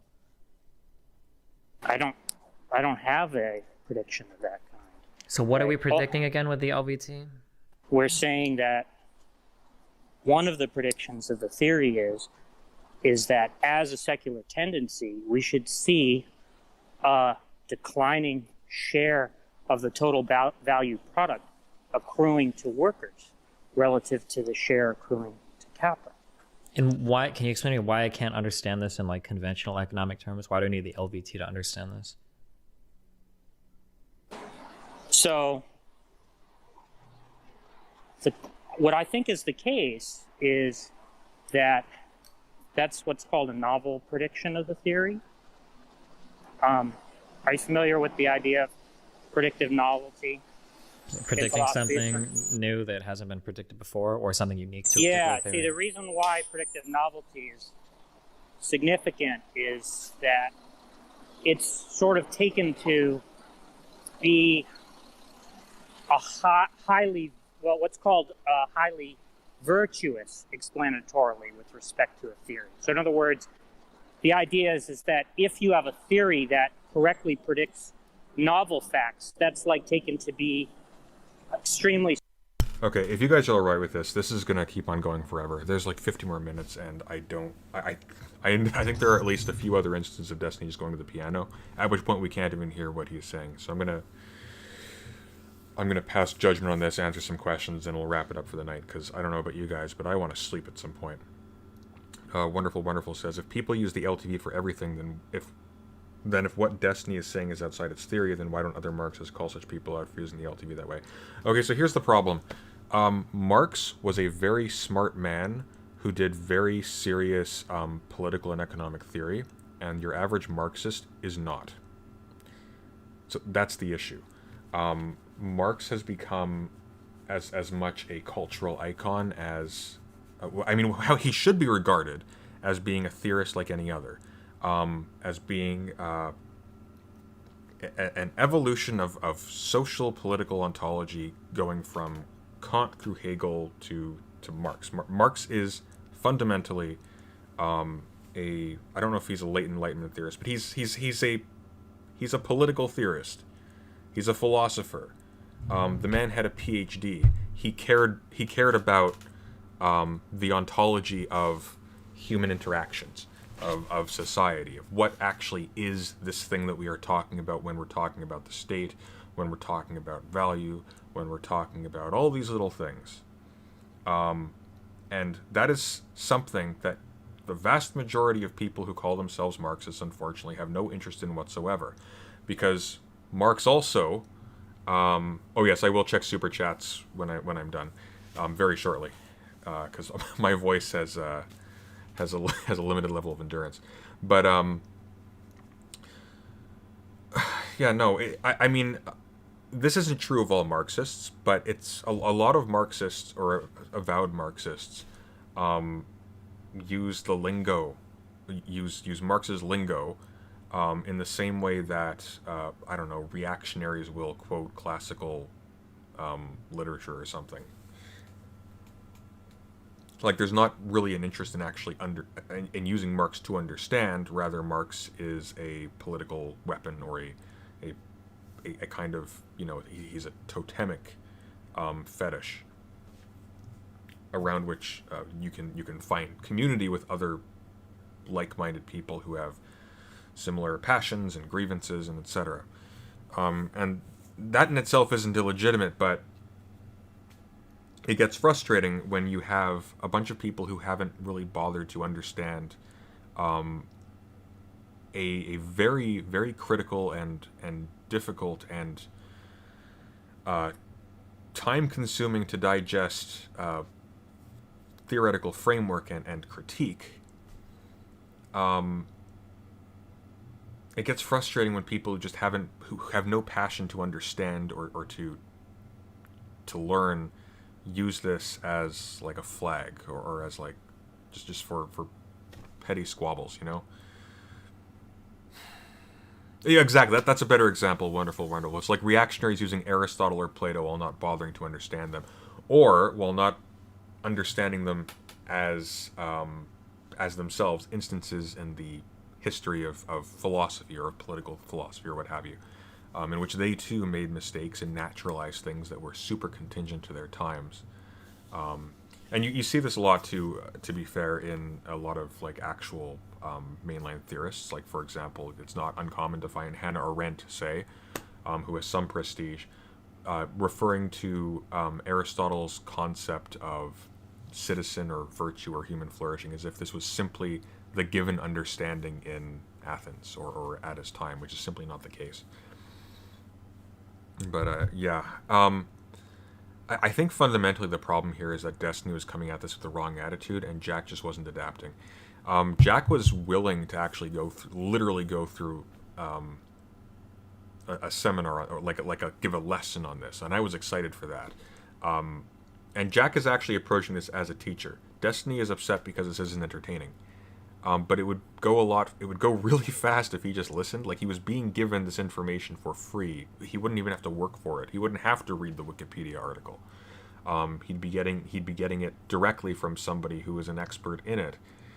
But he wanted to fight him on it, and it's wasting our time. Let's go through questions. Oh, okay, so we're talking about Hakim now. Joshua, very generous few super chats, actually. You said you were thinking of responding to Hakim's newest video last stream about Xinjiang. He also talks about Kurds in the 1980s Anfal campaign. Hakim believes the Anfal wasn't genocide because it was a counterinsurgency and the Kurdish forces allied with Iran, and that Arabs were also targeted. Hakim also brings up a story of a U.S. soldier bringing up the Anfal campaign to him to justify the occupation of Iraq. Hakim's in Iraq, yes, he is. And then, to be clear, Hakim doesn't deny the mass murder of Kurds during the Anfal, just that it was a genocide. So he denies that it was a genocide. I think his reasoning as to why it is questionable and probably and probably very colored by that soldier encounter. One of the reasons why I'm approaching this very delicately is that Hakim he's being a little bit slippery here. And I don't mean that in like too disparaging way, but I'm trying to work out what my approach is. So I was watching a few of his videos earlier today, where he was talking about the Anfal massacre, which I'm not super familiar with. I need to actually like brush up on my history in this area, as well as the genocide of the Uyghur Muslims in China right now. And so he does two things. one which is admirable, one which is a little bit, it makes me iffy. So on the one hand, he says that, yeah, you know what, if indeed the reports that we are getting from Western media, of course, are trusted or are true, then what is happening in China is a genocide and is horrible. That's sort of implicit in what he says. But he also uses very light language around it, which seems to implicitly, positively lessen the severity of what's going on, even in advance of his skepticism about the veracity of these really horrific reports being confirmed or falsified, and that makes me really uneasy, because again, even from the reports coming from China itself, like if you endorse or if you permit that, you end up endorsing something effectively worse, but of a similar kind, as for example the residential school system in Canada, in which children were separated from their parents and placed in these residential schools. Now, in which it came out later, although it was sort of an open secret, I understand, that they were being horrifically abused. And of course, kidnapping children and taking them from their parents is already abuse, I think. Putting adults into forced labor camps or into forced re-education facilities. And I mean, like, there are some ambiguities there, because we don't necessarily have an issue with that when it comes to people that we perceive as terrorists. But the problem is that, I mean, there are problems with that, but the main problem here is that it seems like China, I mean, it's China, let's be realistic here, is not exactly taking the dignity or the well-being of the Uyghurs themselves as a priority. I think that's a fairly uncontroversial statement. So in the most generous, in an unrealistically generous light, what China is doing is an atrocity. If indeed all they were doing was forcibly separating children from their parents and putting them into re-education centers or schools away from their families, putting adults against their will into re-education centers and into like work camps and things like that, that's still bad. That's really, really bad. Now, insofar as Hakim is willing to concede, however, that given the reports, given the truth of the reports that we were getting from China, China is in fact engaged in a genocide or a genocidal culturicide or whatever you like, and that's a terrible thing, then I don't actually have an issue with him. I don't have an issue with somebody who is taking a stance of skepticism towards media reports when there are, in fact, of course, major interests in China being disparaged. Like, that's still a fact. You can say that that's true while also believing that China is committing a genocide against, that the reports themselves are also true. That there are extrinsic cynical benefits to competing parties, say the United States, while the reports also being true. These are not incompatible statements. Insofar as, again, like, his judgment of the fact that I see occurring is condemnatory, then I don't really have a problem with him. I would probably have more of a problem with him if he was in government and he was like declaring the position of a political party that the Uyghur genocide wasn't taking place, because that has more consequences immediately. But I don't really have an issue with him being skeptical of the reports. I do have an issue with people like Mel who don't necessarily, and again, like, Hakim does this a little bit, just not quite so explicitly, and I'm not sure what my judgment on that is. But people like Mel, for example, who will just flat out deny the severity of the things that, I mean, even the things that China admits to doing. So, but yeah, I will be covering that at some point in the near future. I just need to figure out how I'm going to do that, whether it's going to be a stream or a video essay. Wonderful, wonderful. Thank you for the $2. Thank you. That's very kind of you. And yeah. I don't know. Do you guys want me to keep on going with this, or shall we wrap it up? I can. That's not a problem. If you guys want me to keep watching for a few more minutes, I'm willing to put an extra 15 minutes. But I honestly don't think this is going to go anywhere. Um, I think Destiny's conduct here is pretty appalling, frankly. Yeah. Um,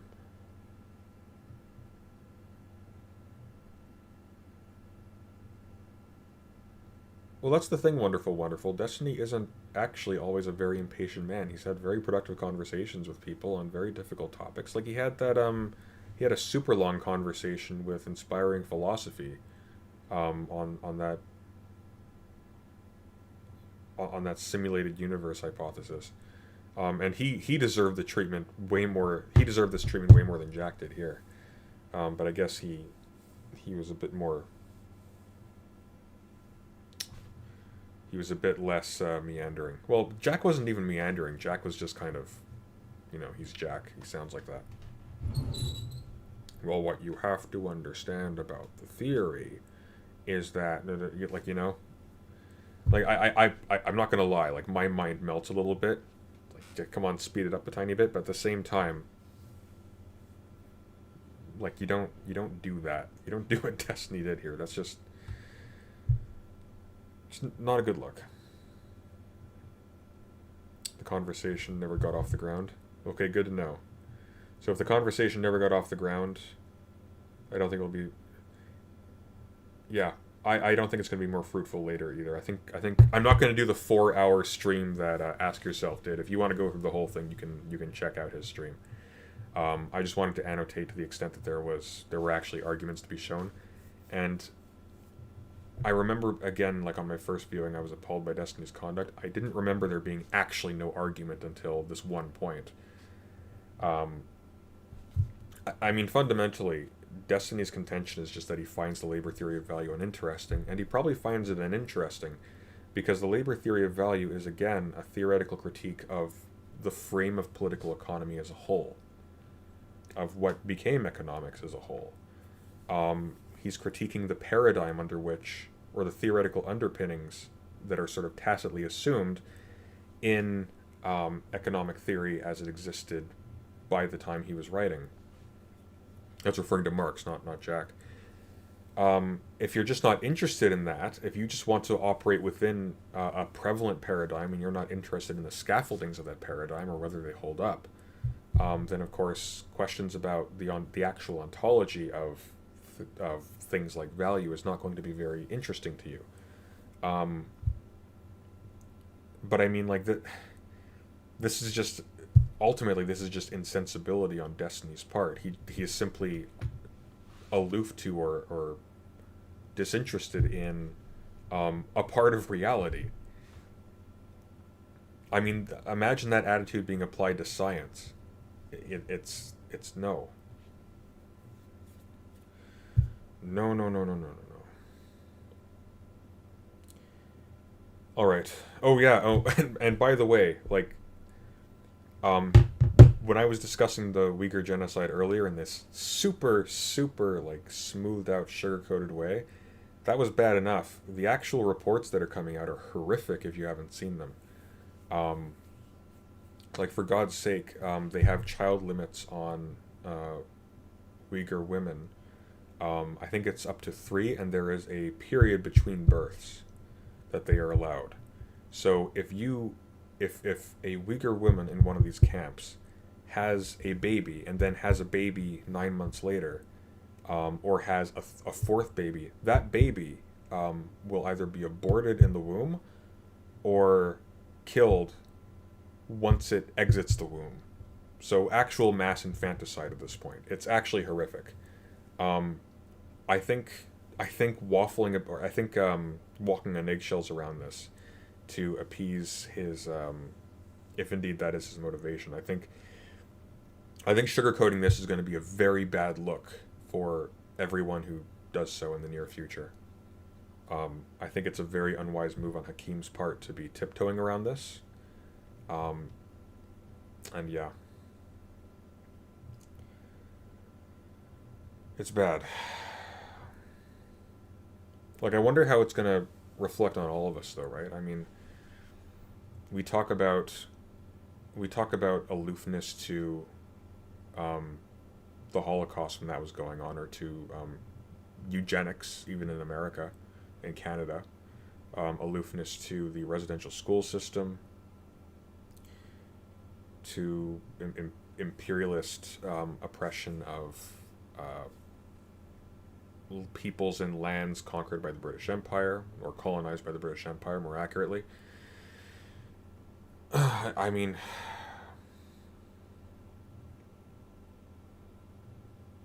yeah, it's weird, because it's the kind of thing on a scale where you feel like, when you actually think about it, this should be like a life or death thing, simply on moral grounds for everybody. But we're ultimately disinterested. I think the most disturbing thing about this is that despite all of these vicious back and forths concerning, like, tankies denying the Uyghur genocide, or SOCDEMs, or liberals or conservatives condemning it, as they are right to do so, nobody's going to do anything about it. None of these people are doing anything about it, or even necessarily have the power to. It's...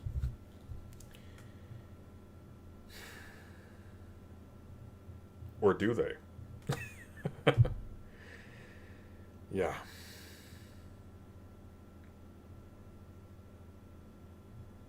He called the Anfal atrocity... Sorry, he called the Anfal...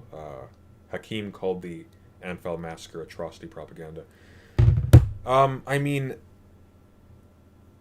Again, I'm assuming that it's exactly as is described, in the worst terms possible, simply because I have no reason to think otherwise. I haven't looked into the Anfal massacre. But I mean, again, like, it's sort of like with vegans, right? So, vegans have a very strong ethical claim that if we can avoid brutally killing animals, or torturing animals, or otherwise just using them in ways that is incredibly harmful to them, and painful to them, or otherwise just makes them miserable and depressed, or whatever. Like, we shouldn't be... If we can avoid, for the sake of our lives and our well-being, making other creatures miserable, then under most moral frameworks, that's a thing that probably merits consideration, right?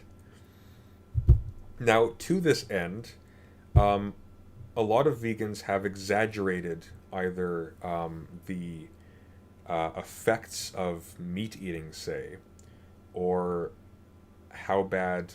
I mean, actually, I don't think it's rather difficult to actually exaggerate how bad meat production actually is in terms of its brutality towards animals. But, like, the sort of myths about, like, if you eat red meat, it rots in your gut forever, like nonsense, things like that. That doesn't take away from the fact that there may be a very strong moral case for veganism, in fact, even an overwhelming one. However, it does make people suspicious of the other claims when people are willing to lie. And unfortunately, even if there is no exaggeration taking place in any of these reports, I haven't, like, canvassed all of these reports, so I don't know. I'm assuming that they're not exaggerated. But even if we assume that they're not exaggerated, we know that we do really, really corrupt reporting in a host of other areas already. Like, we do have legitimate reasons to be skeptical of all media sources. Because, again, there are moneyed interests behind all of them. That being said, it seems to me like the denial of the Uyghur genocide, and perhaps also the Anfal genocide, is... I mean, I find the when people deny this, they're doing so in a very knee-jerk way without actually canvassing the information. You can sort of say in a metaphysical sense that you're agnostic in that, well, technically these all could be lies, yada yada yada. But I don't see why on earth you would practically assert that it is definitely not as bad as it's being portrayed. Especially when you have reports coming from such a diverse array of sources as it seems to be in this case.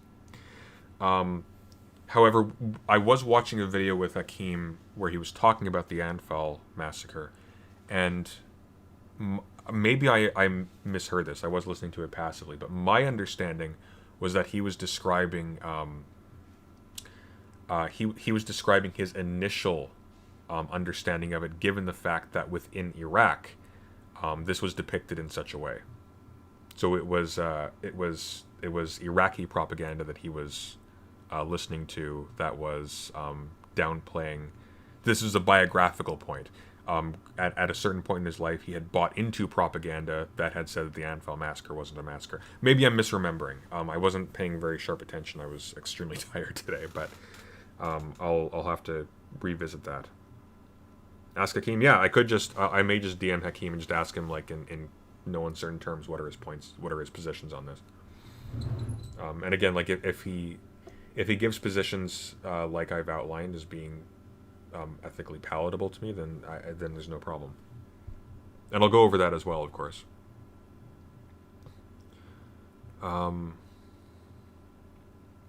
Yeah.